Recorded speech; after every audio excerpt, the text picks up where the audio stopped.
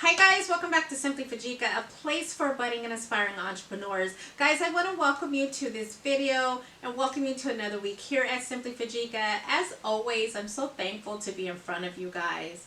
If you haven't visited this channel before, my name is Fujica and I serve this community as a business mentor. Before we get to today's content, guys, do not forget I just launched a new course. It is called Homecare Licensing, the course. Guys, unfortunately, this time around, it is slated for my folks that are in California, since that's where I held my license, and I am most familiar with those requirements. So guys, the link will be in the description, but we are planning to start November 5th, y'all. It's going to be a 6-week course through December 10th. So it'll be November 5th through December 10th. Guys, by the time you leave that course, you will be ready to present for licensing. So I'm really excited. Thank you to those of you who have already signed up. But guys, we're going to get this going and we're going to get it done. What better Christmas gift? Because we're finishing up December 10th, and I was just thinking about this. What better gift can you give yourself than getting licensed to start your business? So I'm so excited. But guys, I just wanted to give you that small reminder. Now we can really get started. So guys, I've kind of been on, if you've been watching the channel these last couple of weeks, I'm really on giving you more specifics on, hey, should I consult for home care for my loved one? What should the characteristics of a home health aide look like? Like, I'm really trying to dig a little bit deeper, dig below the surface to give you guys some more specifics. So today we're continuing that.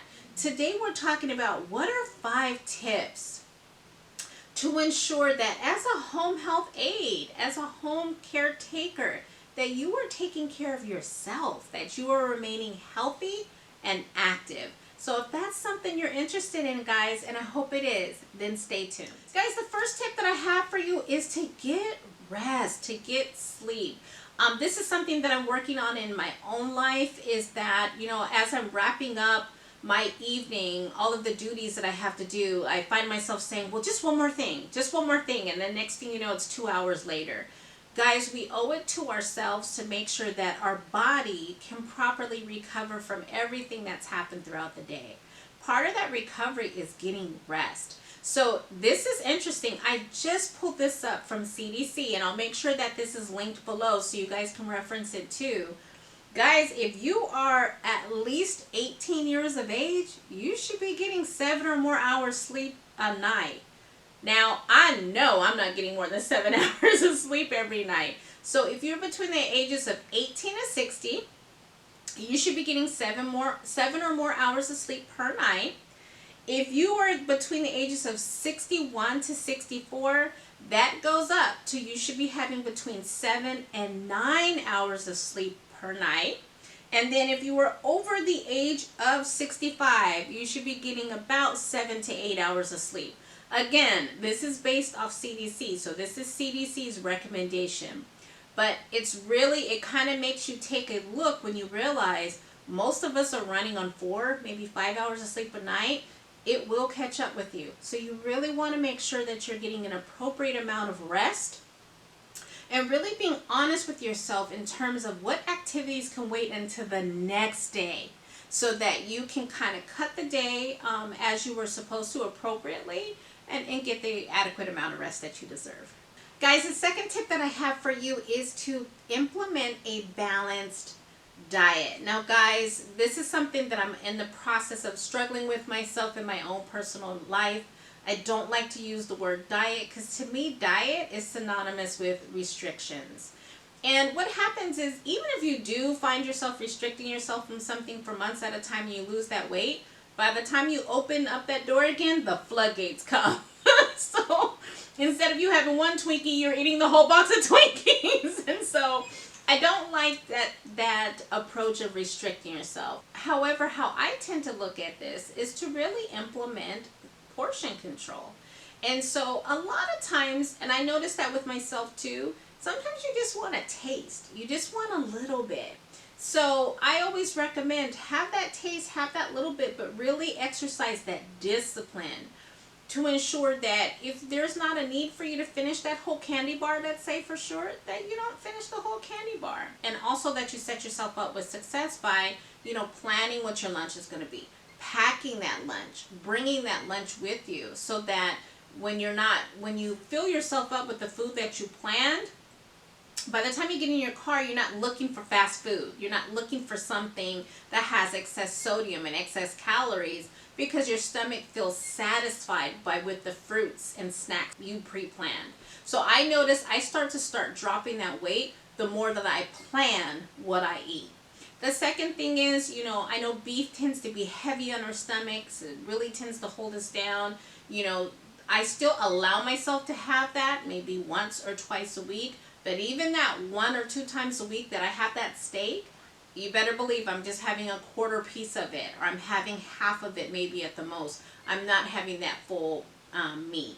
Again, making sure that I'm actually filling myself up on the vegetables and things that are healthier for my body and will serve as fuel, versus me feeling sluggish or feeling weighed down. Especially later on in the afternoon, if you're like me and you're working from home. A lot of times when you're working from home at night, that's your second shift. So you can't afford to be weighed down. You can't afford to be feeling sluggish and not able to do your work. So it's really important to make sure you have that balanced diet, so that you're not restricting stuff for yourself, but you're really setting yourself up to perform at your optimum. Another piece of this, guys, that you want to consider is making sure you're drinking your water. Make sure that you have whatever jug. I've seen a lot of these on Amazon. You know what, I'll have a picture up here by the time that this is posted, but a lot of them where they have the little goals or the little affirmations, you're almost there, you've made it, okay, so those things really tend to serve me well, because I like that motivation. I like that, making sure you're kind of feeling good about yourself. But always throughout the day, just have water, next to you. On my desk at home, I have water set up already, so you don't have to get up and go get it. But it's in front of you, instead of you having a Coke or juice. Make sure you're making that conscious decision to drink water. So remember, guys, in all things, you're seeking balance. The third tip that I have for you is get moving. Guys, we are living in the age of YouTube. And so there are a variety of exercise videos, walking videos, sit down videos, stretching videos, anything that your body tends to respond to. There's tons of videos out there for you. There's tons of options. So there's really no excuse as to you not having time, because people will create 5-minute videos for you, 10-minute, 20-minute, an hour. So you really have that variety of making sure that you can get up and get fit. For those of you who still like to go outside, and really just feel life, I'm lucky to where I live right by a park. So guys, when you have that park, take advantage of that. While your kids are playing, you can watch them, but you could be walking around the park while they're playing. You have your eyes on them that whole time. I know my husband just went on a bike ride with his friends. So now that's making me want to get into the bike riding. Whatever it is, whatever you like to do, just make sure you plan time to make sure that you can get that done, because now not only are you having fun, but you're also taking care of yourself. And the more energy you expend, the more energy comes back to you, so that you can make sure you're ready for your client during your next shift. The fourth tip that I have for you is to make sure you have ways to promote self-care and mental health within yourself. Now guys, this is more of a serious topic, because a lot of us, no matter what you're doing, whether you're working for yourself, whether you have clients or working your 9 to 5, we gotta figure out a way to make sure we can tap in to ourselves and check in with ourselves. So for me, you guys have heard me say this before, I frequently will take a mental health day. When I was working for my employer, whenever I would tell my boss, hey, I think it's time for me to have a mental health day, she would always say, go ahead, because it's really just, it's just time for you to be by yourself. Take a moment, take a collective breath, really sit down and kind of prioritize those things that need to get done, and then maybe kind of set aside those things that can wait.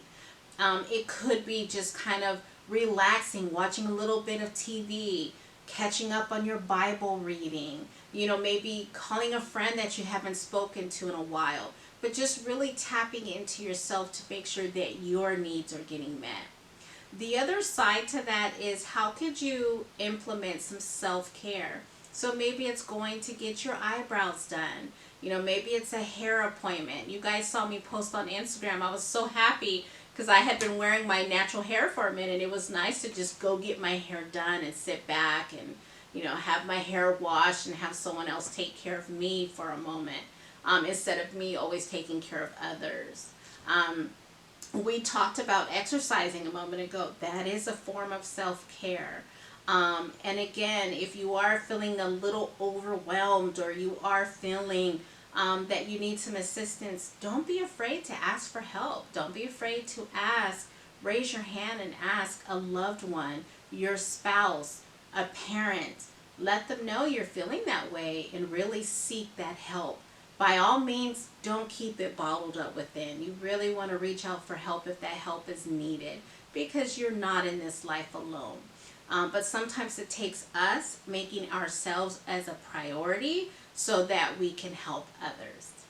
The fifth and final tip that I have for you guys is a more upbeat one, and that is just make sure you're finding time to do something nice for yourself. You know, as I'm having this video right now, I'm like, I need to go get my nails done. So just something as simple as getting your nails done. Maybe just going to the park, taking a walk around the park.